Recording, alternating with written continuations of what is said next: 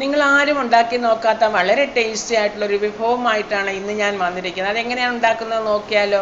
അതിനായിട്ട് ഞാൻ 1.5 കപ്പ് ഗോതമ്പ് പൊടിയാണ് എടുത്തിരിക്കുന്നത്. അതിലേക്ക് 1/4 ടീസ്പൂണോളം ഉപ്പിട്ട് കൊടുത്തു. അതിനുശേഷം നല്ല തിളച്ച വെള്ളം കുറേശ്ശെ ഒഴിച്ച് ഒന്ന് കുഴച്ചെടുക്കുകയാണ്. നമ്മൾ ഇടിയപ്പത്തിനൊക്കെ കുഴയ്ക്കുന്ന ആ ഒരു രീതിയിൽ കുറേശ്ശെ വെള്ളം ഒഴിച്ച് നമ്മൾക്കൊരു സ്പൂണിൻ്റെ ആ മറുവശം കൊണ്ട് ഇതുപോലെ ഒന്ന് ഇളക്കി കുഴച്ചെടുക്കാം. ഇപ്പോൾ ഞാൻ വെള്ളം പാകത്തിന് ഒഴിച്ച് ഇതുപോലെ ഒന്ന് കുഴച്ചെടുത്തിട്ടുണ്ട്. അതിനുശേഷം അതിലേക്ക് 2 കൈപ്പിടിയോളം തേങ്ങ ചുരുണ്ടിയതും കൂടി ഇട്ട് കൊടുക്കാം.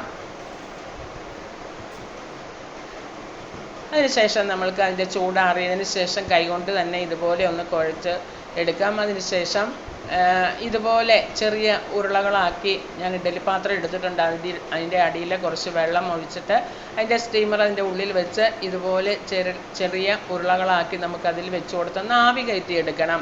അതിനായിട്ട് ഞാൻ ഇപ്പോൾ ആവി കയറ്റാനായിട്ട് വെച്ചിട്ടുണ്ട്. ഒരു 10 മിനിറ്റ് നമ്മൾക്ക് ഒന്ന് മീഡിയം ഫ്ലെയിമിലിട്ടൊന്ന് ആവി കയറ്റി എടുക്കാം. ഇപ്പോൾ നമ്മളുടെ ആ ഉരുളകളൊക്കെ നന്നായിട്ട് വെന്തിട്ടുണ്ട്. അതവിടെ ഇരിക്കട്ടെ.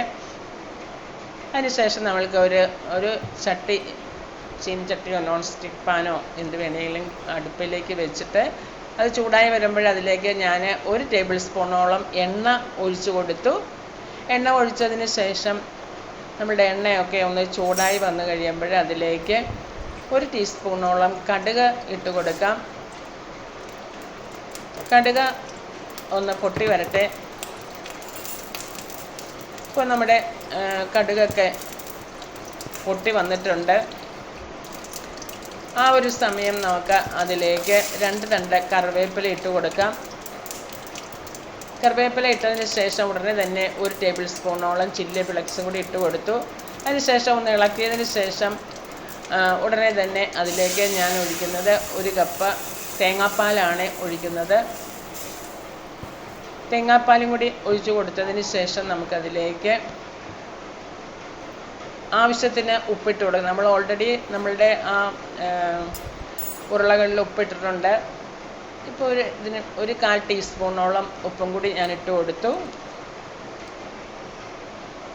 അതിനുശേഷം ഞാൻ അതിലേക്ക് തികച്ചും ഓപ്ഷനിലാണ് 1 ടേബിൾ സ്പൂണോളം തേനാണ് ഒഴിച്ചു കൊടുക്കുന്നത്. ആവശ്യമുണ്ടെങ്കിൽ മാത്രം ഒഴിച്ചാൽ മതി. അല്ലെങ്കിൽ തേനില്ല എങ്കിൽ 1 ടേബിൾ സ്പൂണോളം പഞ്ചസാര ഇട്ട് കൊടുക്കുക. ഇത് രണ്ടും ഇട്ട് കൊടുത്തില്ലെങ്കിലും ഒരു കുഴപ്പവുമില്ല, വളരെ ടേസ്റ്റാണ്.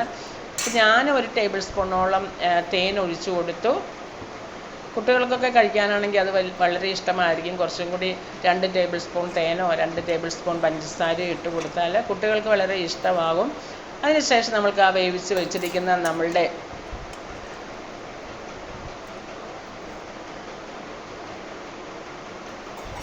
ആവി കയറ്റി വെച്ചിരിക്കുന്ന നമ്മളുടെ ആ ഗോതമ്പിൻ്റെ ചെറിയ ഉരുളകൾ അതിലേക്ക് ഇട്ട് കൊടുക്കാം. ഇനി അതൊന്ന് വറ്റി വരണം.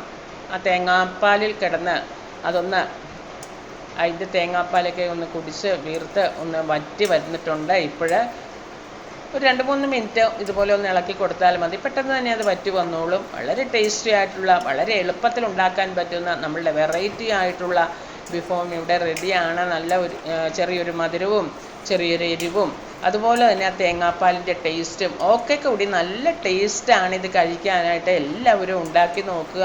അത് നന്നായിട്ടൊന്ന് വറ്റി വരുമ്പോഴേ നമ്മൾക്ക് ഗ്യാസ് സ്റ്റവ് ഓഫ് ചെയ്ത് നമ്മൾക്കൊരു പാത്രത്തിലേക്ക് മാറ്റാം. അപ്പം ഞാനത് വറ്റി വന്ന് ഒരു പാത്രത്തിലേക്ക് മാറ്റിയിട്ടുണ്ട്. കണ്ടോ, കാണാനും നല്ല ടേസ്റ്റ്, കഴിക്കാനും നല്ല ടേസ്റ്റ്. എല്ലാവരും ഉണ്ടാക്കി നോക്കുക. വളരെ എളുപ്പത്തിൽ വെറൈറ്റി ആയിട്ടൊരു ബ്രേക്ക്ഫാസ്റ്റോ ഈവനിങ് സ്നാക്സ് ആയിട്ടോ ഡിന്നറിനോ ഒക്കെ നമുക്ക് ഉണ്ടാക്കി കഴിക്കാൻ പറ്റുന്ന നമ്മളുടെ തേനുണ്ട ഇവിടെ റെഡി ആയിരിക്കുകയാണ്. എന്ത് വേണേലും അതിനെ വിളിക്കാം. കണ്ടോ, തേൻ ഒഴിച്ചതുകൊണ്ട് ഞാൻ തേനുണ്ടെന്ന് പറയുകയാണ്. അല്ലെങ്കിൽ തന്നെ തേങ്ങാപ്പാലിൽ കിടന്ന് അതൊന്ന് കുറുകി വരുമ്പോൾ ആ തേൻ ഒഴിച്ചില്ലെങ്കിലും പഞ്ചസാര ഇട്ടില്ലെങ്കിലും നല്ല ടേസ്റ്റാണ്. എല്ലാവരും ഉണ്ടാക്കി നോക്കുക. വളരെ എളുപ്പമല്ലേ? കുട്ടികൾക്കൊക്കെ കൊടുക്കാനാണെങ്കിൽ കുറച്ച് മധുരമോ തേനോ ഒക്കെ നന്നായിട്ട് ഒഴിച്ച് കൊടുക്കുകയാണെങ്കിൽ അവരും കഴിച്ചോളും. വളരെ ഹെൽത്തി ആയിട്ടുള്ളൊരു വിഭവമല്ലേ? എല്ലാവരും ഉണ്ടാക്കി നോക്കുക. അങ്ങനെ നമ്മുടെ വെറൈറ്റി ആയിട്ടുള്ള ബ്രേക്ക്ഫാസ്റ്റ് ഇവിടെ റെഡി ആയിരിക്കുകയാണ്. നിങ്ങൾക്കിത് ഇഷ്ടപ്പെട്ടെങ്കിൽ ലൈക്ക് ചെയ്ത് ഷെയർ ചെയ്ത് സബ്സ്ക്രൈബ് ചെയ്ത് സപ്പോർട്ട് ചെയ്യുക. അതുപോലെ തന്നെ എല്ലാവരും ഉണ്ടാക്കി കഴിക്കുക ഈ ഒരു ഹെൽത്തി ആയിട്ടുള്ള ബ്രേക്ക്ഫാസ്റ്റ്. Okay, bye bye.